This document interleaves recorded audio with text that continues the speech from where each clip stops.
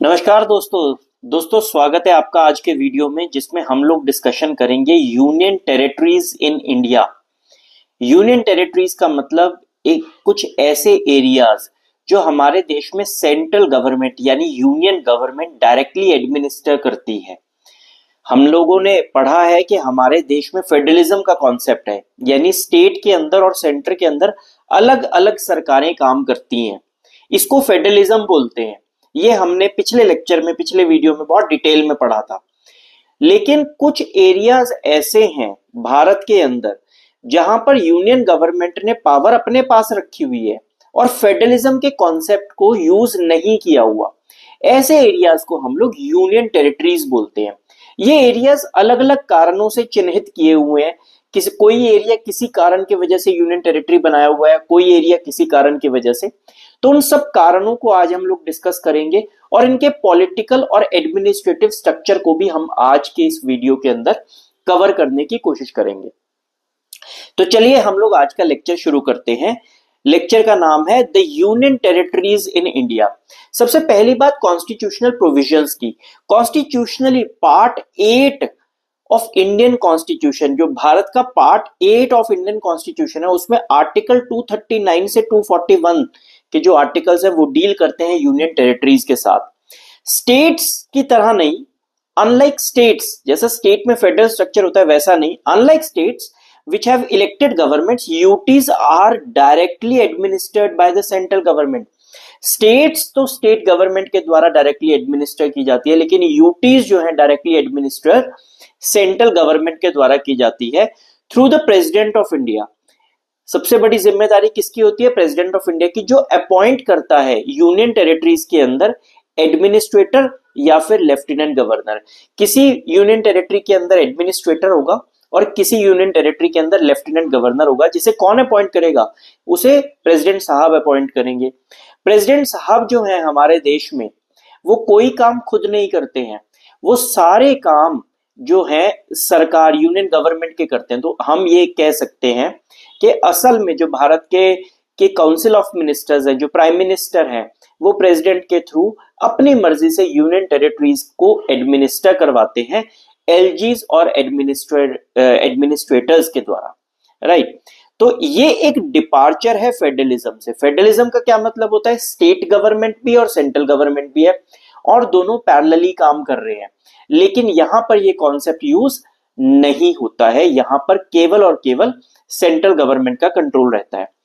UTs किस लिए बनाए गए थे? Union territories were formed for administrative efficiency, strategic importance and historical reasons. कुछ हिस्टोरिकल कारण थे, कोई स्ट्रेटेजिक या डिफेंस का कोई इंपॉर्टेंट रीजन था, या एडमिनिस्ट्रेशन को सुचारू ढंग से चलाने के लिए हम लोगों ने यूटीज को ईयर मार्क कर रखा है, अलग से बना रखा है।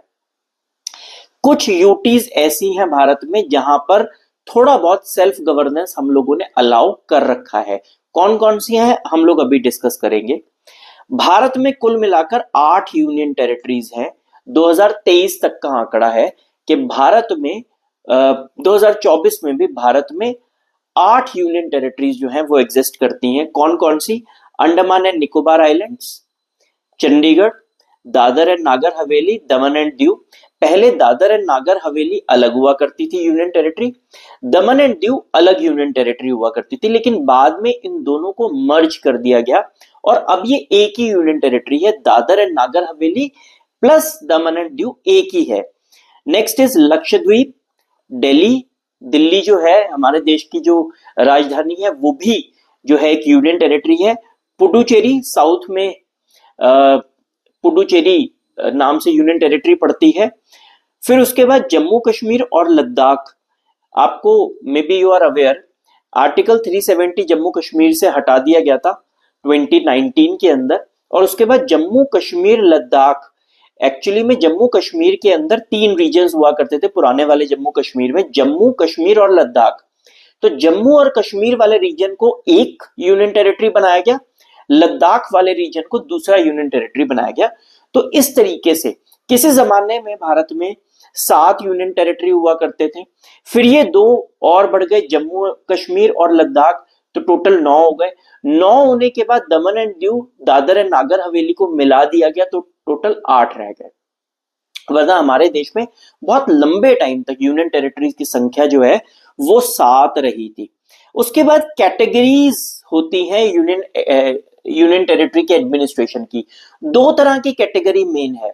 देखिए, कंट्रोल तो सेंट्रल गवर्नमेंट के हाथ में है, लेकिन कुछ यूनियन टेरिटरीज ऐसी हैं जहां पर सेंट्रल गवर्नमेंट ने लोकल सरकारों को बनाने की इजाजत दे रखी है, जहां पर उन्होंने कह रखा है कि इन यूनियन टेरिटरीज के अंदर मुख्यमंत्री हो सकता है, काउंसिल ऑफ मिनिस्टर्स हो सकते हैं, वो स्टेट के लॉज के ऊपर कानून बना सकते हैं, लेकिन सारी पावर्स उनको नहीं दी हुई है, पुलिस का पावर उनको नहीं दिया हुआ है। तो ऐसे कुछ एरियाज हैं। कौन कौन से हैं? अगर आपने ध्यान दिया हो तो हमारे देश में जम्मू कश्मीर, दिल्ली, जम्मू कश्मीर, दिल्ली और तीसरा है पुडुचेरी। ये 3 इलाके ऐसे हैं जहां पर हमारे पास चीफ मिनिस्टर भी है और काउंसिल ऑफ मिनिस्टर्स भी है। यानी कि इन यूनियन टेरिटरीज के अंदर बाकायदा चुनाव होते हैं, चीफ मिनिस्टर चुना जाता है, लेकिन चीफ मिनिस्टर की जो पावर है, जो काउंसिल ऑफ मिनिस्टर्स की पावर है, वो उतनी नहीं है जैसी कि बाकी स्टेट्स में है। यहाँ का मुख्यमंत्री होकर भी वो कुछ ज्यादा काम नहीं कर सकता, उसके हाथ में पावर नहीं है। तो अगर कोई कानून वो बनाता भी है, कोई लेजिस्लेचर कानून बनाती भी है इन यूनियन टेरिटरीज के अंदर, तो सेंट्रल गवर्नमेंट उसको बहुत इजीली ओवरराइड कर सकती है। क्यों? क्योंकि ये यूनियन टेरिटरीज हैं। तो हमारे यहाँ पर ये जो बची हुई यूनियन टेरिटरीज हैं, जो ये वाली यूनियन टेरिटरी है, जैसे अंडमान निकोबार, चंडीगढ़, दादर एंड नागर हवेली, लक्षद्वीप और लद्दाख, ये जो यूनियन टेरिटरीज हैं, ये हैं कौन सी? ये हैं यूटी एडमिनिस्ट्रेशन विदाउट लेजिस्लेचर। ये कौन सी है? Without legislature, right. तो इस तरीके से, तो ये क्या है? ये these are fully administered by the central government. कौन कौन सी? अंडमान एंड निकोबार आइलैंड्स, जो कि एलजी के द्वारा मैनेज की जाती है। एलजी यानी लेफ्टिनेंट गवर्नर। कौन अपॉइंट करता है एलजी साहब को? एलजी साहब को प्रेसिडेंट साहब अपॉइंट करते हैं। नेक्स्ट आता है चंडीगढ़। चंडीगढ़ को कौन एडमिनिस्टर करता है? जो पंजाब के गवर्नर हैं वही चंडीगढ़ के एडमिनिस्ट्रेटर माने जाते हैं। फिर आता है Dadar and Nagar Haveli, Daman and Diu, इनका भी एक सिंगल एडमिनिस्ट्रेटर। कौन अपॉइंट करता है? प्रेसिडेंट। फिर लक्षद्वीप जो है, it is also administered by the administrator which is appointed by the president. और finally Ladakh, we have lieutenant governor which is appointed by the president. इसके अलावा जो यूनियन टेरिटरीज ऐसी हैं जिसमें स्टेट लेजिस्लेचर है, वहां पर क्या रहता है? दिल्ली, पुडुचेरी, जम्मू कश्मीर में क्या है? लेफ्टिनेंट गवर्नर है, चीफ मिनिस्टर है और लेजिस्लेटिव असेंबली है। काउंसिल ऑफ मिनिस्टर्स है, चीफ मिनिस्टर है और साथ में एलजी साहब हैं, लेफ्टिनेंट गवर्नर साहब हैं। शायद आपने ध्यान दिया हो, जब आम आदमी पार्टी की सरकार हुआ करती थी दिल्ली में और एक एलजी साहब हुआ करते थे, तो दोनों में बहुत झगड़ा रहता था। क्यों? क्योंकि एलजी साहब का ये कहना था कि जिम्मेदारी मेरी है दिल्ली को चलाने की। कॉन्स्टिट्यूशन उठाकर देखिए, दिल्ली का मालिक मैं हूं, लेकिन दूसरी तरफ केजरीवाल जी कहते थे दिल्ली के लोगों ने हमें चुना है, मालिक हम हैं दिल्ली के। तो इस तरीके से दोनों में झगड़ा चलता रहा। तो ये इस झगड़े की वजह से लोगों का काफी नुकसान हुआ। लेकिन फैक्ट यही है कि कॉन्स्टिट्यूशन असली जिम्मेदारी किसकी मानता है? केवल और केवल केंद्र सरकार की। यूनियन टेरिटरीज को बनाया क्यों गया था? Why were union territories formed? क्या कारण था? अलग अलग यूनियन टेरिटरीज को बनाने के कारण अलग अलग रहे थे। जैसे अगर आप अंडमान एंड निकोबार आइलैंड्स की बात करें, लद्दाख की बात करें या लक्षद्वीप की बात करें, तो ये डिफेंस के पॉइंट ऑफ व्यू से बहुत इंपॉर्टेंट एरियाज हैं। डिफेंस के पॉइंट ऑफ व्यू से ये एरियाज बहुत इंपॉर्टेंट है। भारत की आंतरिक और बाहरी सुरक्षा के लिए ये जो एरियाज है, इसके ऊपर सेंट्रल गवर्नमेंट का ही कंट्रोल होना चाहिए। इसीलिए इन एरियाज को हम लोगों ने यूनियन टेरिटरी बनाया। दूसरा है कल्चरल एंड लिंग्विस्टिक डाइवर्सिटी। कुछ एरियाज ऐसे हैं, बहुत छोटे एरियाज, जहां का कल्चर, लैंग्वेज, एथनिसिटी काफी डिफरेंट है, डाइवर्सिटी है उसके अंदर। आप अगर उसको किसी स्टेट में मिला देंगे तो वो जो डाइवर्सिटी है वो कहीं ना कहीं खत्म होने के कगार पर आ जाएगी। इस वजह से आपने उनकी सैंक्टिटी को मेंटेन कर रखा है। कौन कौन से ऐसे एरियाज हैं? जैसे लक्षद्वीप है, अंडमान एंड निकोबार आइलैंड्स है, तो आप ये चाहते हो कि इनकी सैंक्टिटी, इनकी प्योरनेस जो है वो बनी रहे, तो इस वजह से भी हम लोगों ने इसको यूनियन टेरिटरी बनाया है। फिर उसके बाद कुछ एरियाज ऐसे हैं जहां की पॉपुलेशन बहुत ही छोटी है कि हम उसे स्टेट बना सके, और ज्योग्राफिकल साइज भी बहुत लिमिटेड है, जिस वजह से उनको फुल फ्लेजेड स्टेट बनाना बहुत मुश्किल है। कौन कौन से एरियाज, जैसे कि चंडीगढ़ है या लक्षद्वीप है, तो इसलिए भी इन एरियाज को हम लोगों ने यूनियन टेरिटरी बनाया। फिर कुछ कारण पॉलिटिकल या हिस्टोरिकल भी हो सकते हैं, जैसे कि दादर एंड नागर हवेली है, पुडुचेरी है, ये सब फ्रेंच और पोर्चुगीज कॉलोनीज थी। Dadar and Nagar Haveli Portuguese colony थी, पुडुचेरी जो है फ्रेंच कॉलोनी थी। आज भी अगर आप वहां जाएंगे तो आपको वहां का फ्रेंच कल्चर, वहां का पुर्तगाली कल्चर आपको बहुत इजीली नजर आएगा। तो इसीलिए इस कल्चर को मेंटेन करने के लिए, इस हिस्टोरिकली, इस एथनिसिटी, इस चीज को, इस कल्चर, इस सिविलाइजेशन को, इस ताने बाने को संभाल कर, सहेज कर रखने के लिए हम लोगों ने हिस्टोरिकल और पॉलिटिकल कारणों की वजह से इन एरियाज को हमने यूनियन टेरिटरीज बनाया।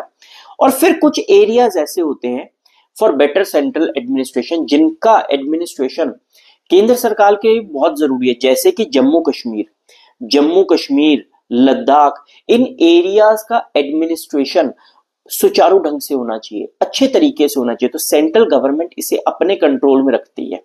तो इन सब कारणों की वजह से हमारे देश में यूनियन टेरिटरीज को बनाया गया है। कुछ यूनियन टेरिटरीज जो है उनके पास स्टेट लेजिस्लेटिव असेंबलीज है। कौन कौन सी यूनियन टेरिटरीज के पास स्टेट लेजिस्लेटिव असेंबलीज है? दिल्ली, पुडुचेरी और जम्मू कश्मीर।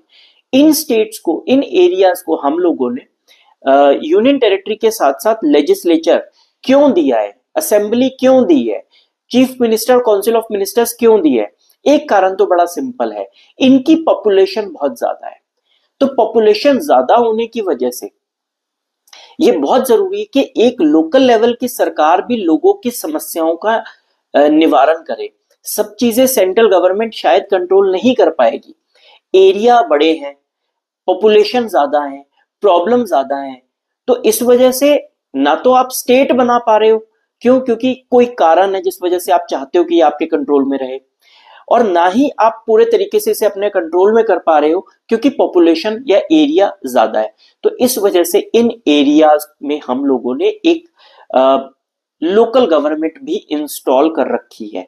तो Delhi and Puducherry were granted legislatures with elected government due to their larger population and demand for self governance. These areas were demanding some kind of self governance, और population भी ज्यादा थी तो इसलिए आपने यूटी बनाया। जबकि जम्मू कश्मीर को हमने यूटी इसलिए बनाया क्योंकि उस टाइम जब हमने धारा 370 हटाई थी, उस टाइम पर वहां पर लेजिस्लेचर ऑलरेडी काम कर रही थी। तो एक तरफ तो है विल ऑफ द पीपल, जो ये चाहते हैं कि हमें हमारी सरकार मिलनी चाहिए, हम सेंट्रल गवर्नमेंट से एडमिनिस्टर नहीं होंगे, और दूसरी तरफ हमारी जो केंद्र सरकार है वो वहां पर एक बहुत स्ट्रॉन्ग पॉलिटिकल कंट्रोल बनाना चाहती है। तो इन दोनों चीजों को बैलेंस करते हुए हमने क्या फॉर्मूला निकाला? हम लोगों ने फॉर्मूला निकाला यूनियन टेरिटरी बनाने का विद लेजिस्लेचर। तो यूनियन टेरिटरी जब हमने बनाई तो कंट्रोल सेंट्रल गवर्नमेंट का भी है, और लेजिस्लेचर जब हमने बनाया तो लोकल गवर्नमेंट जो है वो भी वहां पर इंस्टॉल्ड है और वो भी वहां पर काम कर सकती है। तो इसलिए इन एरियाज में हमने लेजिस्लेचर जो है वो इंस्टॉल किया है। तो अगली बात क्या है कि powers of UT government, UT government की पावर्स क्या क्या है, यानी कि जहां जहां लेजिस्लेचर है, दिल्ली में, पुडुचेरी में, जम्मू कश्मीर में, वहां की स्टेट गवर्नमेंट क्या कर सकती है?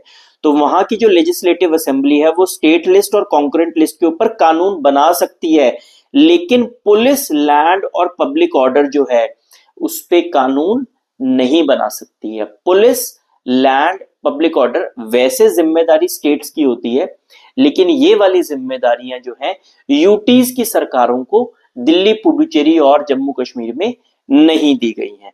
और दूसरी बात क्या है कि जो लेफ्टिनेंट गवर्नर है उसके पास स्टेट गवर्नर से ज्यादा पावर्स हैं। स्टेट का भी एक गवर्नर होता है और यूनियन टेरिटरी का भी एक एडमिनिस्ट्रेटर और लेफ्टिनेंट गवर्नर होता है।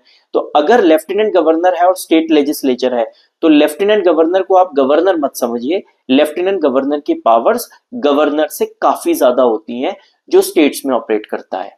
तो lieutenant governor is more powerful with respect to union territory as compare to governor with respect to a state. तो ये हम लोगों को याद रखने की जरूरत है। तो ये था हमारा आज का लेक्चर यूनियन टेरिटरीज के बारे में। तो आई होप, आई थिंक कि आपको ये लेक्चर बहुत अच्छे से समझ आ गया होगा। आप यूनियन टेरिटरीज का कॉन्सेप्ट समझ गए होंगे और ये भी समझ गए होंगे कि ये हमारे देश में यूनियन टेरिटरीज आखिर क्यों बनाई गई है। अगर आपका इसके बारे में कोई सवाल हो तो आप कमेंट बॉक्स में जरूर बताएं। वीडियो को लाइक और शेयर जरूर करें, चैनल को जरूर सब्सक्राइब करें। अगले वीडियो में हम नए कॉन्सेप्ट के साथ फिर आपसे मिलेंगे। तब तक के लिए जय हिंद।